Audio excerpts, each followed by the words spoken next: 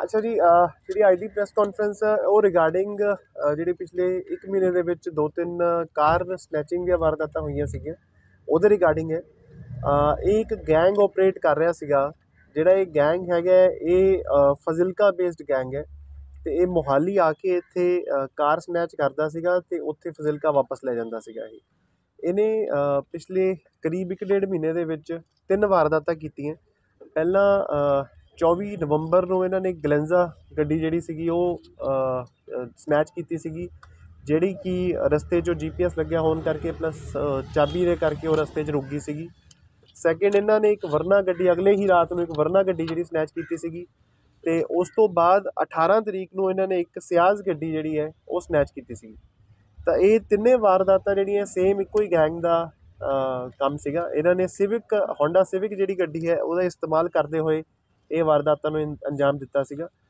ਇਹਦੇ ਵਿੱਚ 4 ਬੰਦੇ ਇਨਵੋਲਵ ਸੀਗੇ ਅਤੇ ਮੋਹਾਲੀ ਪੁਲਿਸ ਨੇ 4 'ਚੋਂ 3 ਬੰਦੇ ਜਿਹੜੇ ਹੈਗੇ ਆ ਉਹਨਾਂ ਨੂੰ ਗ੍ਰਿਫਤਾਰ ਕਰ ਲਿਆ ਅਤੇ ਵਾਰਦਾਤ ਦੇ ਵਿੱਚ ਇਸਤੇਮਾਲ ਕੀਤੇ ਗਏ ਤਿੰਨੋਂ ਵੈਪਨ ਰਿਕਵਰ ਹੋ ਗਏ ਨੇ। ਜਿਹੜੀਆਂ ਸਨੈਚਡ ਗੱਡੀਆਂ ਸੀਗੀਆਂ ਉਹ ਵੀ ਰਿਕਵਰ ਹੋ ਗਈਆਂ। ਉਹਦੇ ਨਾਲ ਨਾਲ ਜਿਹੜੀ ਹੋਂਡਾ ਸਿਵਿਕ ਜਿਹੜੀ ਸਨੈਚ ਵਾਸਤੇ ਯੂਜ਼ ਹੋਈ ਸੀ ਉਹ ਵੀ ਰਿਕਵਰ ਹੋ ਗਈ ਹੈ। ਹੁਣ ਇਹ 'ਚ ਇੱਕੋ ਹੀ ਬੰਦਾ ਫੜਨ ਵਾਲਾ ਪੈਂਡਿੰਗ ਹੈ ਅਤੇ ਉਹਨੂੰ ਵੀ ਛੇਤੀ ਹੀ ਫੜ ਲਿਆ ਜਾਏਗਾ।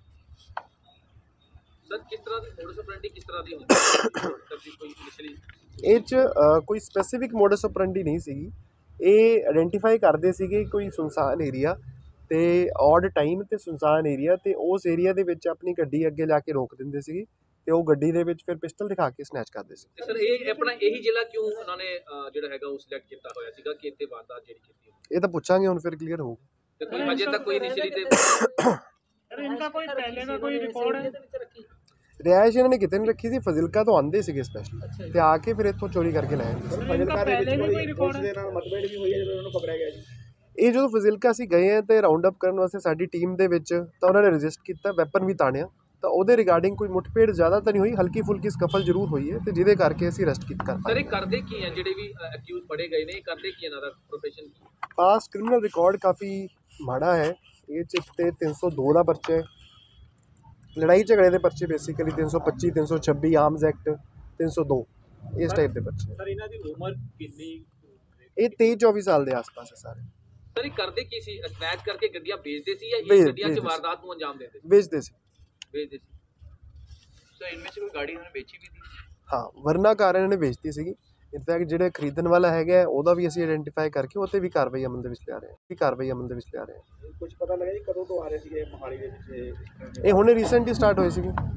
ਪੁਰਾਣੀ ਕੋਈ ਵਾਰਦਾਤ ਹਜੇ ਤੱਕ ਸਾਹਮਣੇ ਨਹੀਂ ਆਈ ਹੈ, ਪਰ ਹੁਣ ਇਹਨਾਂ ਦਾ ਰਿਮਾਂਡ ਜਿਹੜਾ ਹੈਗਾ ਉਹ ਕਰੀਬ ਅਸੀਂ 4 ਦਿਨ ਦਾ ਰਿਮਾਂਡ ਇਹਨਾਂ ਦਾ ਲਿਆ ਹੈ ਅਤੇ ਅੱਗੇ ਵੀ ਹੋਰ ਵੀ ਚੀਜ਼ਾਂ ਕਾਫੀ ਸਾਡੇ ਏਰੀਆ ਦੀਆਂ, ਫਜ਼ਿਲਕਾ ਦੇ ਏਰੀਆ ਦੀ ਖਾਸ ਤੌਰ 'ਤੇ ਚੀਜ਼ਾਂ ਕਾਫੀ ਨਿਕਲਣ ਦੀ ਉਮੀਦ ਹੈ। ਸਰ ਕੋਈ ਹਜੇ ਕਿਸੇ ਗੈਂਗ ਨਾਲ ਰਿਲੇਟਿਡ ਕੋਈ ਸਾਹਮਣੇ ਆ ਰਿਹਾ ਹੈ? ਕੋਈ ਗੈਂਗ ਨਹੀਂ, ਹਜੇ ਤੱਕ ਕੋਈ ਇਹੋ ਜਿਹਾ ਲਿੰਕ ਸਾਹਮਣੇ ਨਹੀਂ ਆਇਆ, ਬਟ ਅਗੇਨ ਉਹੀ ਨਾ, ਸਾਡੇ ਕੋਲ ਰਿਮਾਂਡ 'ਤੇ ਹੈ ਜੀ, ਪੁੱਛਗਿੱਛ ਚੱਲੇਗੀ, ਹੋਰ ਚੀਜ਼ਾਂ ਸਾਹਮਣੇ ਆਉਣ ਦੀ ਉਮੀਦ ਹੈ, ਪਰ ਫਿਲਹਾਲ ਕੋਈ गैंग ਨਾਲ कोई रिलेशन नहीं है। चौथा अक्यूज है जो अभी अब्सकॉन्डिंग है वो कहाँ का है? उसका वो भी फजिल्का का ही है, उसकी डिटेल हमने प्रेस नोट में दे रखी है। ये अरविंद सोडी है, वासी जलालाबाद। उसका कोई ये बल्कि PO है। उसका पास क्राइम कोई उसका कोई ट्रैक? हाँ, ये तुहानू डिटेल्स दे देंगे। ये PO है, he is a proclaimed offender. 6 मुकदमे ਇਹ ਸੁਖਪਾਲ, ਪ੍ਰੀਤਪਾਲ ਤੇ ਵਰਜਾਤ ਸਿੰਘ ਜਿਹੜਾ ਇਹਨਾਂ ਦਾ ਮਾਸਟਰਮਾਈਂਡ ਕੌਣ ਹੈ ਜਿਹੜਾ ਇਹਨਾਂ ਨੂੰ ਸਾਰਾ ਲੀਡ ਕਰਦਾ? ਇਹ ਸਾਰੇ ਇਕੱਠੇ ਹੀ ਮਾਸਟਰਮਾਈਂਡ ਹੈ, ਕਿਉਂਕਿ ਸਾਰੇ ਇੱਕ ਤੋਂ ਇੱਕ ਚੜ੍ਹ ਕੇ ਹੈ। ਇੱਕ ਤੇ 302 ਦਾ ਪਰਚਾ ਹੈ, ਇੱਕ PO ਹੈ, ਇੱਕ ਤੇ 326 ਦਾ ਪਰਚਾ ਹੈ। सिर्फ इक्को ही बंदा है वरियाम जी ते पहला पर्चा है। Sir how were they apprehended? कब पकड़े कैसे गए एग्जैक्टली तुमने?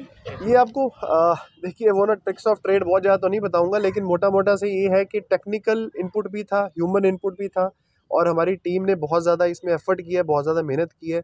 इनफैक्ट आई वुड से 18 तारीख जब से ये इंसिडेंट हुआ है, 18 से लेके कल तक हमारी टीम बिल्कुल ही, आप ये मानिए, दिन रात लगी हुई थी। यहाँ से ट्रैक करते करते फाजिल्का तक गई है। बिल्कुल ही अनट्रेस्ड केस था, कोई लीड नहीं थी इसमें। लीड निकाली गई, लीड बनाई गई और आगे फाजिल्का से जाके बंदे उठाए गए। ऐसा भी ये ਜਿਹੜੀ ਵਾਰਦਾਤ ਨੂੰ ਅੰਜਾਮ ਦਿੰਦੇ ਸੀ ਕੋਈ ਲੋਕਲ ਇਨਵੋਲਵਮੈਂਟ ਵੀ ਸ਼ਾਮਿਲ ਹੈ ਜਾਂ ਫਿਰ ਸੇਮ ਡੇ ਇਹ ਆ ਕੇ ਪੂਰੀ ਵਾਰਦਾਤ ਨੂੰ ਅੰਜਾਮ ਦੇ ਕੇ ਫਿਰ ਚੱਲ ਜਾਂਦੇ? ਇਹ ਸਾਡਾ ਮੇਨ ਜਿਹੜਾ ਤੁਸੀਂ ਗੱਲ ਕਰ ਰਹੇ ਹੋ, ਇਹ ਸਾਡਾ ਪੁੱਛਗਿੱਛ ਦਾ ਮੇਨ ਹੈ। ਹਾਈ ਤੱਕ ਦੀ ਪੁੱਛਗਿੱਛ ਤੋਂ ਕੋਈ ਲੋਕਲ ਇਨਵੋਲਵਮੈਂਟ ਸਾਹਮਣੇ ਨਹੀਂ ਆਈ ਹੈ, ਪਰ ਹਾਂ ਇਹ ਸਾਡਾ ਵੀ ਮੇਨ ਪੁਆਇੰਟ ਹੈ। ਜੇ ਕੋਈ ਲੋਕਲ ਇਹਨਾਂ ਦੀ ਠਾਰ ਸੀ ਜਾਂ ਮੇਨ ਕੋਈ ਇਨਵੋਲਵਮੈਂਟ ਸੀ ਤਾਂ ਉਹਦੇ ਖਿਲਾਫ ਸਖਤ ਤੋਂ ਸਖਤ ਕਾਰਵਾਈ ਕੀਤੀ ਜਾਏ। ਕੋਈ ਸਪੈਸ਼ਲ ਸੀ ਕਿਸ ਤਰ੍ਹਾਂ ਦੀਆਂ ਗੱਡੀਆਂ ਟਾਰਗੇਟ ਕਰਦੇ ਸੀ ਇਹ ਹਾਈ ਐਂਡ ਗੱਡੀਆਂ ਜਿਹੜੀਆਂ ਮਹਿੰਗੀਆਂ ਵਿਕ ਜਾਣ, ਜਿਹੜੀਆਂ ਈਜ਼ੀ ਵਿਕ ਜਾਣ ਅਤੇ ਮਹਿੰਗੀਆਂ ਵਿਕ ਜਾਣ, ਉਹ ਇਹ ਟਾਰਗੇਟ। ਜਿਵੇਂ ਪਹਿਲਾਂ ਵਰਨਾ ਲਿੱਤੀ, ਫਿਰ ਉਹ ਤੋਂ ਬਾਅਦ ਸਿਆਜ਼ ਲਿੱਤੀ, सकता हूँ, उस हिसाब नाल टारगेट सर कर जैसे रहे आप कह रहे हो कि इंटेरोगेट उनको भी करेंगे जिन्होंने गाड़ी खरीदी उनकी डिड ही न्यू कि गाड़ी जो खरीद रहा है अगर तो वही है, अगर जान के लिए है फिर तो इन्वॉल्व है, अगर बिन अनजाने में लिया तो ऑब्वियसली जो है वो जो सही है उस हिसाब से कार्रवाई की जाए। सर एक पहले गिरोह पकड़ा था, उसमें कुछ हाईटेक थे जो सिर्फ हुंडई की गाड़ियां चुराते थे।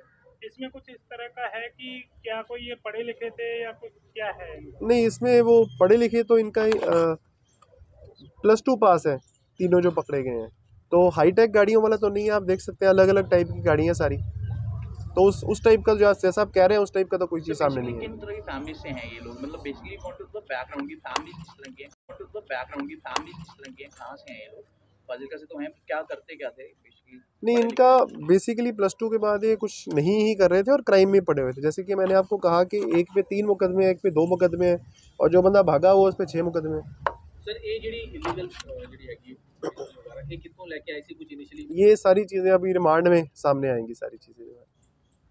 ਸਰ ਜਿਹੜੀਆਂ ਗੱਡੀਆਂ ਹੁਣ ਤੱਕ ਫੜੀਆਂ ਹੈ ਉਹਨਾਂ ਨਾਲ ਕੋਈ ਕਿਸੇ ਤਰ੍ਹਾਂ ਦਾ ਕੋਈ ਜਾਨੀ ਮਾਲੀ ਨੁਕਸਾਨ ਤਾਂ ਨਹੀਂ ਇਹਨਾਂ ਨੇ? ਜਾਂ ਕਿਸੇ ਵਾਰਦਾਤ ਨੂੰ ਅੰਜਾਮ नहीं हजे नहीं, यही जी गल कोई नहीं है, क्योंकि जी वरना ਸੀਗੀ ਜਿਹੜੀ ਤਾਂ ਗਲੈਂਜ਼ਾ ਸੀ ਉਹ ਤਾਂ ਮੌਕੇ ਤੇ ਮਿਲ ਗਈ ਸੀ, ਵਰਨਾ ਇਹਨਾਂ ਨੇ ਅੱਗੇ ਵੇਚਤੀ ਸੀਗੀ। ਸਿਆਜ਼ ਤਾਂ ਹੁਣੇ 4 ਦਿਨ ਪੁਰਾਣੀ ਹੀ ਗੱਲ ਹੈ, ਸਿਆਜ਼ ਤਾਂ ਨਾਲ ਦੀ ਨਾਲ ਰਿਕਵਰ ਵੀ ਹੋ ਗਈ ਹੈ ਸਾਡੇ ਕੋਲ। ਸਰ ਇਹ ਗੱਡੀਆਂ ਤੇ ਨੰਬਰ ਪਲੇਟ ਵੀ ਚੇਂਜ ਕਰਕੇ ਦੂਜੇ ਨੰਬਰ ਪਲੇਟ ਲਾ ਕੇ ਵੀ ਬਿਲਕੁਲ ਬਿਲਕੁਲ ਜੀ ਬਿਲकुल, ਉਹ ਤਾਂ ਬਲਕਿ ਰਸਤੇ 'ਚ ਹੀ ਇਹਨਾਂ ਨੇ ਚੇਂਜ ਕਰ ਲਈ ਸੀ ਨੰਬਰ ਪਲੇਟ। ਜਿਹਦੇ ਵਿੱਚ ਇਹਦੀ ਆਰਸੀ ਜਾਂ ਫਿਰ ਫੇਕ ਆਰਸੀ ਬਣਾਉਂਦੇ ਸੀ ਉਹਦੇ ਵਿੱਚ ਵੀ ਕਿਸੇ ਹੋਰ ਅੱਗੇ ਕਿਸੇ ਦੀ ਇਨਵੋਲਵਮੈਂਟ ਸਾਹਮਣੇ ਕੋਈ ਆ? नहीं, फेक आरसी वाली चीज़ हजे सामने नहीं आई है, क्योंकि इसे करके मैं कह रहा कि ਜਿਹੜਾ ਖਰੀਦਣ ਵਾਲਾ ਬੰਦਾ ਹੈਗਾ ਉਹ most likely he will be involved in this, क्योंकि ਜੇ ਫੇਕ ਆਰਸੀ ਵਾਲੀ ਗੱਲ ਹੈ ਫਿਰ ਤਾਂ ਗੱਲ ਡਿਫਰੈਂਟ ਤਰੀਕੇ ਨਾਲ ਜਾਊਗੀ। सर एक इसमें जो मोस्ट प्रॉब्ली जितनी भी घटनाएं हुई थी उनमें एक सिल्वर कार आ रही थी, वो रिकवर हो गई है जी। कार किसकी थी, इनकी है या किसी और के वो नाम? अभी तक यही है कि इनकी अपनी कार है, इन्होंने सेकंड हैंड गाड़ी, ये दिल्ली से बिकी हुई गाड़ी है, वहाँ से आके आगे से आगे बिकती हुई है और ये आगे से आगे इन्होंने खरीदी हुई है। फिलहाल ये अभी तक ये है कि इन्होंने खुद खरीदी हुई है और कहीं से चोरी या स्नैच नहीं है। हाँ जी, नहीं ये शामिल